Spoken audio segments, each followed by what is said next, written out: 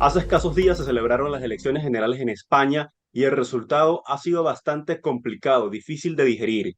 En lo político, pues España está en suspenso y por supuesto esto también hace resentirse a la economía. Por eso hoy tenemos como invitados de España en Pan Am Post a Daniel Lacalle. Le damos la bienvenida, él es doctor en economía, para que nos ayude a entender un poco la situación y conocer también los pronósticos, las expectativas en los mercados bajo todos estos escenarios que se plantean.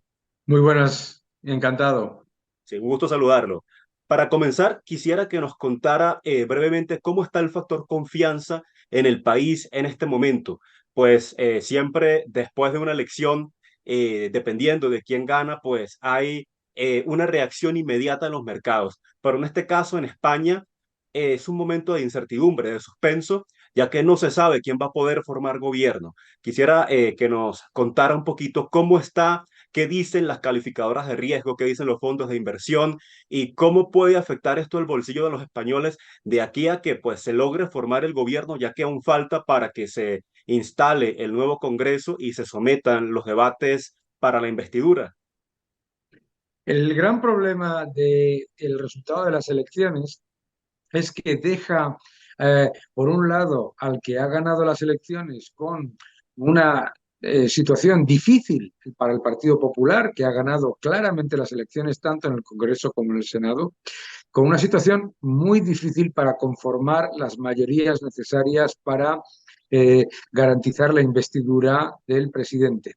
En el caso del Partido Socialista, que ha perdido las elecciones y que junto a su socio Sumar tiene menos escaños y menos votos que en las elecciones anteriores, juntos, lo que ocurre es que depende de una manera muy importante de eh, llegar a coaliciones o acuerdos con partidos separatistas, partidos minoritarios, que por supuesto dan muchísima más incertidumbre.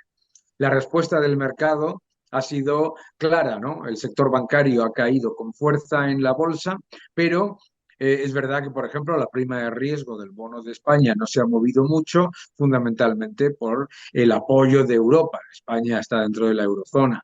Claro. Y esa incertidumbre, desde luego, lo que genera es, bueno, pues que muchos inversores se decidan, tomen la decisión de ralentizar o por lo menos frenar algunas decisiones de inversión. Ahora hablemos de los escenarios. Eso es cómo está España en este momento. Ahora, ¿qué puede pasar en los distintos escenarios? Está el posible bloqueo, la repetición de las elecciones, una investidura de Feijóo que a pesar de haber ganado las elecciones parece tenerlo mucho más cuesta arriba, una investidura de Sánchez que como ya usted lo ha comentado, tendría que pactar con los independentistas y esto pues generaría tal vez más desconfianza y más temor, ¿no?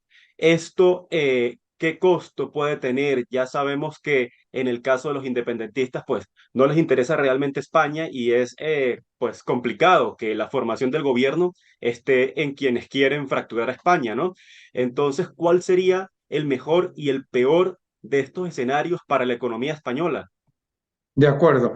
De todos los escenarios, que son, uno, una investidura de Feijóo con apoyo de, a lo mejor del Partido Socialista, podría haber una sorpresa, ¿no? Del Partido Nacionalista Vasco. Hay distintas opciones. Esa sería, digamos, la más habitual, porque en España jamás ha gobernado alguien que haya perdido las elecciones. Pero es muy difícil y la probabilidad es muy, muy, muy baja.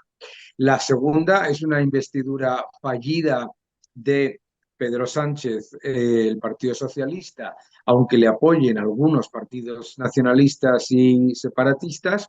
Y la tercera es que esa misma investidura se hiciese en segunda oportunidad en la que solamente se necesitan más síes que no es. Tampoco es fácil. La probabilidad, por tanto, de una Sería mayoría simple, no absoluta. eso es. Por lo tanto, la posibilidad de una repetición electoral cobra mayor porcentaje de lo que parece.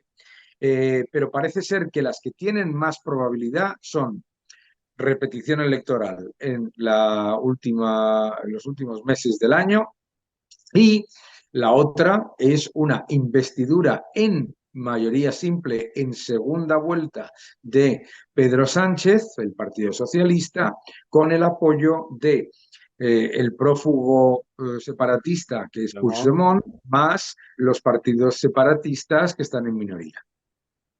Ahora, en este caso, ¿cuál sería el mejor escenario? Tal vez la repetición de las elecciones sería el mejor escenario para brindar confianza. El mejor escenario para brindar confianza sería que el Partido Socialista y el Partido Popular llegasen a un acuerdo nacional, como lo hemos visto en tantas economías europeas, ¿verdad?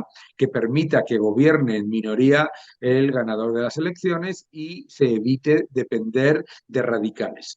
Ese sería el mejor. La probabilidad es muy baja porque la polarización en España es elevadísima.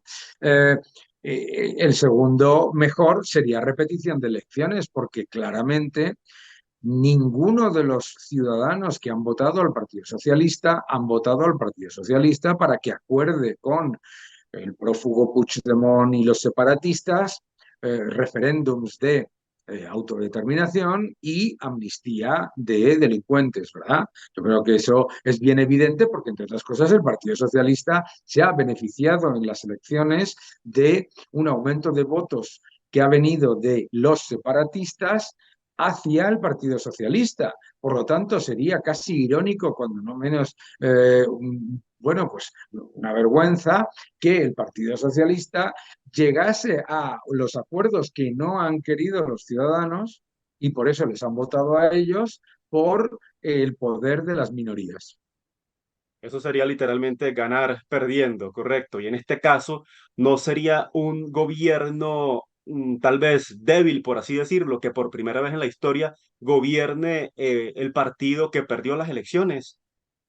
Claramente sería una coalición de perdedores eh, con mucha mayor debilidad parlamentaria de la que tenía el Partido Socialista antes. Recuerde que el Partido Socialista más Sumar tiene menos escaños de los que tenían el Partido Socialista más Podemos, por lo tanto Claro. sería una coalición mucho más débil. Y ahora hay que tomar en cuenta que, por ejemplo, ese escenario de un posible pacto entre el PP y el PSOE también lo presionan los empresarios. Desde el IBES se ven que apuestan por esto.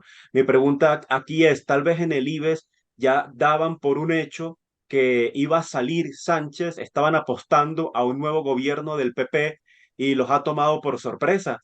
Temen tal vez a un gobierno más radical de Sánchez, en este caso, que tenga que pactar con todos los independentistas, incluyendo a Puigdemont. Bueno, yo creo que no es una preocupación de los empresarios solamente, yo creo que es una preocupación de todos los ciudadanos de España, particularmente de los ciudadanos de Cataluña que votaron al Partido Socialista de Cataluña en las elecciones generales para evitar el avance del independentismo y resulta que por la arquitectura parlamentaria y los acuerdos a puerta cerrada se pueden encontrar con que los independentistas tienen más poder que si hubiesen ganado las elecciones. Si ya hablamos de los escenarios, los mejores escenarios, que sería o una coalición PP-PSOE, que ya vemos por lo que usted nos comenta que es bastante cuesta arriba conseguir, o la repetición de las elecciones. El peor escenario, creo que evidentemente sería esta investidura de Sánchez con todos los independentistas, ¿no? ¿Cuál sería el mayor riesgo en lo económico, tomando en cuenta que los independentistas prácticamente están chantajeando o extorsionando a Sánchez con que el hecho de que permita unos referendos que sean vinculantes tanto en Cataluña como en País Vasco? Esto prácticamente entregaría a Sánchez a la fragmentación del país, a los separatistas y a todas las implicaciones económicas que esto tiene. Por supuesto, yo creo que ese es el gran riesgo, ¿no? El mayor riesgo. Pero es que no solamente es el tema de la autodeterminación, es que el gran problema para la seguridad jurídica de España es que los independentistas exigen amnistía a los que han cometido delitos de malversación de fondos. ¿Mm? Exigen amnistía a señores que son prófugos de la justicia por haber cometido no solamente un acto de sedición, sino un acto de malversación de dinero público. Y yo creo que ese es el gran problema. El gran problema es que continuaría avanzando un nivel de inseguridad jurídica y de falta de confianza que claramente erosiona el potencial de una economía como es la española, que tiene enorme potencial, ¿no? Claro, por supuesto, y las empresas pues no pueden permitirse el riesgo de salir de la eurozona, como se vio en el caso de 2017 cuando Puigdemont se declaró esta ilegal independencia en Cataluña y hubo una fuga de empresas en Cataluña, ¿no? ¿Cuál es el mayor riesgo aquí? ¿Qué puede verse? Nada más el hecho de que pueda, independientemente del resultado, que pueda salir de alguno de estos referendos independentistas, nada más el hecho de que pueda plantearse o llegar la posibilidad a que se celebren estos referendos que los independentistas piden o ponen como condición en el ámbito económico. Yo creo que no es el problema de los referendos. El Ok, problema no es el del referéndum, porque no están pidiendo solamente, están exigiendo la autodeterminación. O sí, sea, da exacto. igual el resultado. Aquí se está poniendo todo bajo el paraguas de que lo único que quieren es votar, ¿no? Está exigiendo. Junts per Cat ha dicho específicamente que exigen autodeterminación y amnistía, las dos cosas. Claro, lo que hace eso a la seguridad jurídica de un país es muy grande. Se trata prácticamente de una extorsión al gobierno español que en este momento todavía lo tiene Pedro Sánchez. ¿Y qué significaría que ceda, ¿no? ¿Cuál sería el mejor escenario acá? Que Sánchez pues permita un pacto con el PP o estaría entregando el país a los independentistas por un capricho personal. Bueno, por mantenerse en el poder, claramente Ujú. lo que haría es llegar a un acuerdo en contra de lo que ha prometido a sus votantes y en contra de lo que ha prometido a los votantes de toda España y desde luego en contra de la ciudadanía. O sea, sería una persona que se aferra al poder, ¿eh? Gobernando y tomando decisiones en contra de la inmensa mayoría de los españoles. Ya para terminar, no quitarle más tiempo, quería terminar con una parte un poco más política electoral, saliendo un poquito del tema económico, ¿no? Queda pendiente aún lo que es el voto cera para nuestros oyentes, quienes nos ven en el exterior y no lo saben, pues es el voto del español en el extranjero, que cuenta de una manera distinta, ¿no? Cada uno de estos votos en el extranjero pues van a una cierta región, comunidad autónoma, provincia a la que pertenecen y esto puede pues modificar un poco, pero tengo entendido no lo suficiente como para que alguno de los dos pueda alcanzar la mayoría absoluta. ¿Es correcto? ¿Quién sería el beneficiado? Le pregunto porque pues he visto en la prensa española cómo hay quienes hablan de que Feijóo estaría tal vez confiando en la posibilidad de sumar por lo menos un voto en Madrid a través del voto cera. ¿Qué significa este voto cera y cómo podría tal vez generar algún cambio en el resultado final? Yo creo que el Yo creo voto que del exterior va a tener un impacto muy pequeño, y no va a conformar una diferencia sobre los escenarios que acabamos de comentar. A lo mejor, como dice usted, puede tener el impacto de uno o dos diputados más, pero eso no lleva a cambiar este nivel de bloqueo en el que nos encontramos. sí, en 2019 ese voto en el exterior favoreció al PSOE, que fue el ganador de las elecciones. ¿Qué pudiera hablarse históricamente? ¿Este voto en el exterior ha favorecido al PSOE o ha favorecido al ganador de las elecciones? La verdad es que depende de los años. No hay una tendencia de la que se pueda hablar. Hay que mantener un poco de cautela y ver por dónde puede llegar ese cambio, pero tampoco va a generar, vuelvo a repetir, es que no va a tener un impacto relevante. Ok, para terminar finalmente su conclusión en cuanto a lo que se espera en el panorama político y económico en España con este escenario los distintos escenarios de posibles pactos que se plantean. A ver, el problema de España es muy evidente. España es el último país de los comparables en recuperarse de la crisis del coronavirus, del COVID-19. Es el aumento del Producto Interior Bruto es prácticamente inexistente desde el 2019 hasta el 2023. Se ha aumentado masivamente la deuda, el país que más ha aumentado deuda sobre PIB, y además el país que se queda más atrasado en cuanto a renta per cápita, con la mayor tasa de paro. Por lo tanto, los problemas de España son muy importantes como para entrar en un bloqueo económico y político, que en realidad son lo mismo, ¿verdad? Y tenemos que empezar a pensar un poco más en España, y los políticos tienen que esperar de los ciudadanos lo que los ciudadanos esperan de los políticos, ¿no? Los ciudadanos han hecho un esfuerzo gigante en esta crisis, con un aumento de impuestos brutal, ¿m?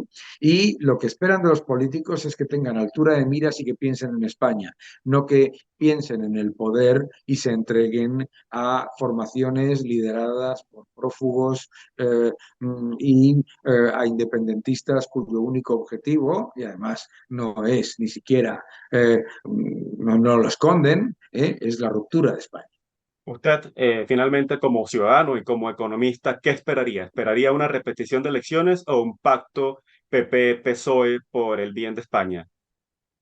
Lo que yo me gustaría es un pacto PP-PSOE, pero eso es lo que me gustaría a mí y probablemente a la inmensa mayoría de los ciudadanos que han votado a estas dos formaciones, pero la probabilidad es muy baja. Así que repetición de elecciones y que hable la gente. Muchas gracias a Daniel Lacalle, doctor en economía, por habernos acompañado desde España para entender un poco más pues la situación política y también económica a la que se enfrenta el país. Muchas gracias. Muchas gracias y un fuerte abrazo.